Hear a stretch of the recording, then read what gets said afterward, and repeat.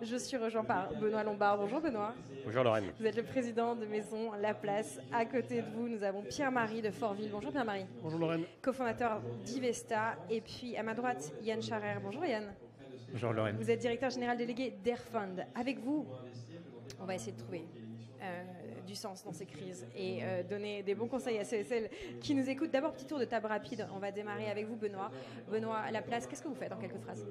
Excusez-moi. Quel est votre job? Qu'est-ce que vous faites en quelques phrases? La Place. Alors Maison La Place est le family office du groupe Cristal. Le groupe Cristal est l'émanation d'un build-up de différents CGP, 26 acquisitions, 26 sociétés de conseil en gestion de patrimoine qui nous ont rejoints. Et La Place est l'activité de gestion de patrimoine du groupe Cristal à côté de deux autres entités, Zénith, qui est la solution, qui est la société qui façonne des solutions à destination des épargnants, et Quarkio, qui est notre fintech au service de nos conseillers. À côté de vous, Pierre-Marie, vous êtes aussi dans l'univers du Family Office. Racontez-nous, rappelez-nous ce que fait Ivesta. Donc Ivesta est un multi-family office spécialisé sur les entrepreneurs de première génération. Donc nous intervenons sur des entrepreneurs qui ont plutôt créé leur société après les années 2000 et qui ont monétisé tout ou partie leur outil professionnel et qui ont dégagé des liquidités entre 30 et 500 millions d'euros. Et donc aujourd'hui, on a été créé il y a 7 ans et nous avons une centaine de clients pour 5 milliards d'euros et 50 collaborateurs pour suivre et accompagner dans la centralisation de la gestion de patrimoine ces 100 clients. Et pour conclure ce tour de table et apporter un peu d'innovation technologique, il y a vous, d'Airfund, Yann Charer, que vous avez sous votre houlette. Que fait Airfund en quelques mots? Merci. Écoutez, Airfund, nous avons 7 ans d'existence aussi. Nous sommes une fintech. Nous sommes une plateforme digitale spécialisée dans la distribution de fonds d'actifs privés. Donc notre métier, en fait, c'est de faire le lien entre, d'un côté, des gérants d'actifs hyper sélectifs et très spécialisés et des conseillers en gestion de patrimoine, des family office, des banques privées qui veulent proposer ces produits à leurs clients, à leurs investisseurs. On va prendre le pouls avec vous, Benoît et Yann, sur un peu l'état d'esprit et les questions que vous posent vos clients en ce moment. Quels sont les bons conseils qu'on peut distiller et quelles sont les bonnes pratiques dans ces périodes de crise qu'on peut appliquer aujourd'hui à T0 dans le contexte que l'on connaît, mais qui peut-être demain pourront servir? Qu'est-ce que les crises passées vous enseignez et qu'est-ce que vous communiquez en ce moment aux clients, peut-être inquiets, qui vous appellent, qui vous sollicitent? Benoît, pour démarrer.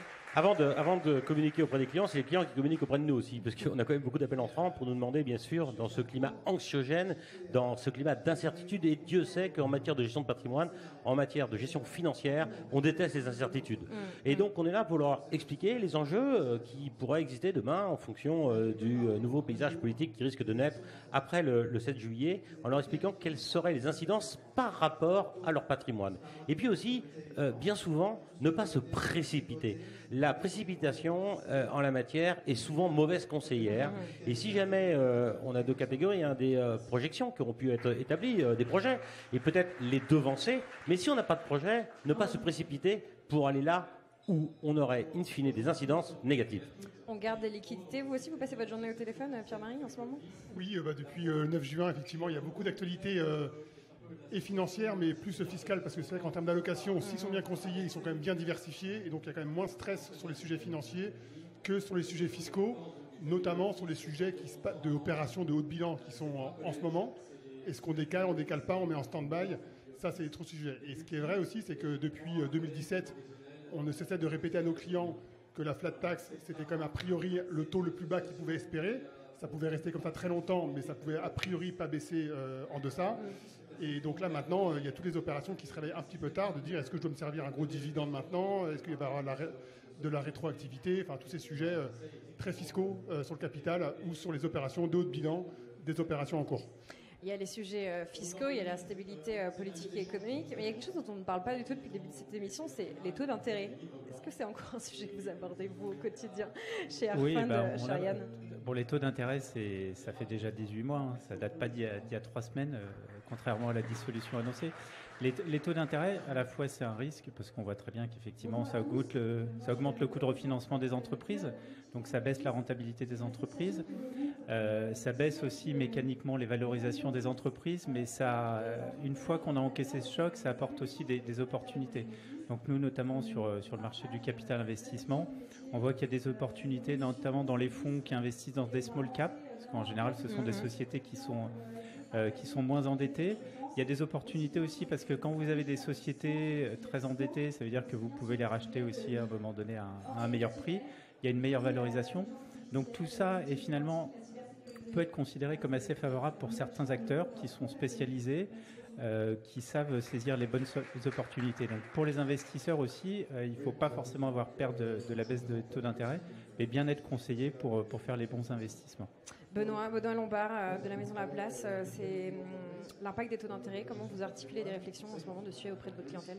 La problématique de taux d'intérêt, elle ne relève pas uniquement des élections. Hein. Le 6 juin, on a eu une baisse des premiers taux directeurs de la BCE. Et donc, il fallait anticiper. Et nous, ça fait déjà quelques années, quelques mois, certainement plus d'1 an, peut-être 18 mois, qu'on se prépare à cette baisse des taux. Et ce qu'il fallait faire, c'était cristalliser des taux qui nous donnaient un gisant de rendement sur des durées beaucoup plus longues que celle du taux au jour le jour de dépôt à la BCE. Et donc, on avait déjà anticipé, si je puis dire, cette problématique-là en créant des portefeuilles d'obligations corporates qui avaient un gisant de rentabilité selon qu'on avait des investment grade ou du high yield entre 5 et 7% il y a quelques mois de cela. Et donc, on sait que ce qu'il se passe également actuellement avec, bien sûr, le climat politique agité n'est pas naturellement payeur aujourd'hui, mais on a justement encore un gisant de performance extrêmement satisfaisant sur ces portefeuilles obligataires. Chez vous, Pierre-Marie, chez Ivesta, comment vous intégrez encore les questions éventuellement de vos clients et quelles sont les solutions d'investissement que vous avez proposées qui sont toujours viables, si je puis dire, dans le contexte ? Sur les taux, vous voulez dire, excusez-moi, j'ai pas entendu. Sur les taux, Oui, sur les taux, comme disait Benoît, effectivement, on a été, ces 18 derniers mois, on a été cristallisé des taux de portage de buy and hold à 3, 4, 5 ans pour profiter des taux qui étaient revenus effectivement à des niveaux convenables. Du coup, la fenêtre de tir est peut-être toujours ouverte. Et après, il y a des inquiétudes plus sur les taux, côté plus macroéconomie, évidemment, plus pour le côté de la France. Ça rejoint les questions d'avant sur l'état de la France, avec des sujets de spread, évidemment, entre l'Allemagne et la France qui se sont écartés aujourd'hui de 80 bips, ce qui historiquement remonte, je crois, à 10 ans, à la précédente crise des dettes souveraines, qu'on avait un peu oublié. Et ça donne évidemment des très mauvais signaux pour l'état de la France, qui va avec les sujets fiscaux. Est-ce que j'ai envie de continuer à entreprendre dans un marché français où il y a une fiscalité instable, une politique instable, des taux d'intérêt qui montent? Tout ça sont des très très mauvais signaux pour la motivation de continuer à entreprendre, à investir en France. Un tout petit mot à vous deux, peut-être, justement, on n'en a pas beaucoup parlé depuis le début de cette émission, le secteur des small et mid cap. Est-ce que vous pouvez donner un peu le pouls, l'intérêt de votre clientèle, peut-être, sur ces petites et moyennes entreprises? Comment est-ce qu'elles payent, entre guillemets, les séries de crises qu'on connaît depuis, arrondissons, 1 an chez Ivesta? Sur les small mid cap, cotés ou non cotés? C'est vous qui nous dites. Les deux. Non, nous on fait beaucoup de small et mid cap non cotés. Ça, c'est le private equity qui est beaucoup fait en Europe, alors que les marchés cotés sont beaucoup faits aux États-Unis. D'ailleurs, il y a une surperformance des marchés américains cotés aux États-Unis, ce qui est par rapport à l'Europe. Alors qu'en private equity, sur le LBO en tout cas, il n'y a pas de surperformance aux États-Unis dans le premier quartile par rapport à l'Europe. Et nous, on a des problématiques de gens qui vivent en zone euro, donc on ne peut pas couvrir le risque de change en private equity. Donc on fait beaucoup de small et mid cap non cotés en Europe. Et deuxièmement, ensuite, sur le small et mid cap coté, là où c'est intéressant, c'est que là, il y a des vraies gestions actives qui surperforment leurs indices, ce qui n'est clairement pas le cas en gestion large cap, que ce soit Europe ou États-Unis, et encore plus aux États-Unis, où il y a un gérant sur 20 qui bat son indice, où là, on fait donc beaucoup de gestion passive, ETF, tracker. Alors sur le small et mid cap, effectivement, là, il y a beaucoup d'alpha à aller les chercher. Les boîtes sont plutôt sous-valorisées en ce moment en relatif au large cap, sur le small et mid cap. Et on peut se dire aussi qu'avec les replis, on va dire, régionaux, États-Unis, Asie et Europe, les small et mid cap devraient en profiter aussi sur un trend plus long dans les prochaines années. Benoît Lombard, d'accord? Oui, il y a un effet rattrapage à avoir sur les small caps, sur la partie cotée. Et on voit que la correction qu'on a connue sur les marchés financiers depuis les élections européennes a aussi fait souffrir les small caps. Raison de plus pour aller chercher de l'attrait, de la performance chez ces valeurs-là.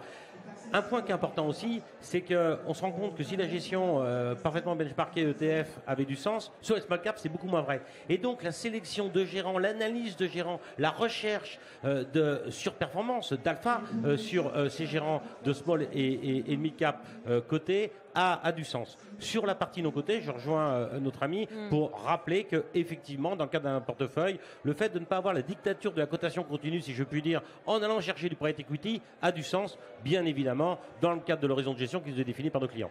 Benoît Lombard, Maison La Passe. On va finir avec un peu d'innovation avec vous, si vous voulez bien, Yann Scharer. Quelles sont les innovations technologiques qui vont nous aider à passer la crise actuelle? À passer la crise actuelle. Non, celles sur lesquelles voilà, vous mettez un billet, vous vous dites voilà, ça va être le futur de mon métier. Non, mais le futur de notre métier, effectivement, on s'adresse à une clientèle qui est de plus en plus individuelle, avec des minimums d'investissement dans les fonds qui sont de plus en plus bas. Donc ça veut dire réussir à automatiser, parce qu'il faut que toute la chaîne de valeur soit industrialisée, standardisée. Et en même temps, il faut garantir la meilleure expérience aux utilisateurs. Facilité d'accès, simplicité d'accès aux produits. Il faut aussi régler toutes les problématiques réglementaires, de connaissances clients, etc. Donc tout ça, ça passe par de l'intelligence artificielle, par éventuellement de la blockchain, la tokenisation des fonds, un sujet qu'on regarde attentivement. Voilà, toutes ces innovations à la fois qui ont un temps long, mais qui vont permettre vraiment de généraliser les allocations d'actifs, et notamment dans le non-coté auprès de la clientèle individuelle. Le KYB, le KYC, un sujet en particulier dans un contexte, de lutte contre le blanchiment et le financement des guerres, du terrorisme. Ah bah oui, de toute façon, il y a des réglementations européennes qui sont très très strictes en matière de connaissances clients et notamment de lutte anti-blanchiment. Effectivement, comme vous le soulignez, ça s'adresse à la fois aux relations d'affaires professionnelles, donc ce qu'on appelle le KYB, mais aussi aux investisseurs de détail. C'est extrêmement complexe. Nous, on l'adresse notamment en s'associant avec des partenaires technologiques spécialisés dans ces domaines. C'est assez complexe quand on traite notamment des KYC sur des sociétés avec une cascade de bénéficiaires effectifs. Voilà, mais la technologie aide vraiment là-dedans pour permettre justement d'être en adéquation avec la réglementation.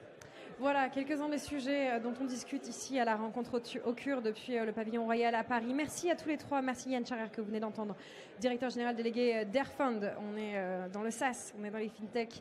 Et puis côté Family Office, Benoît Lombard, président de Maison La Place, et Pierre-Marie de Fortville, cofondateur d'Ivesta. Merci.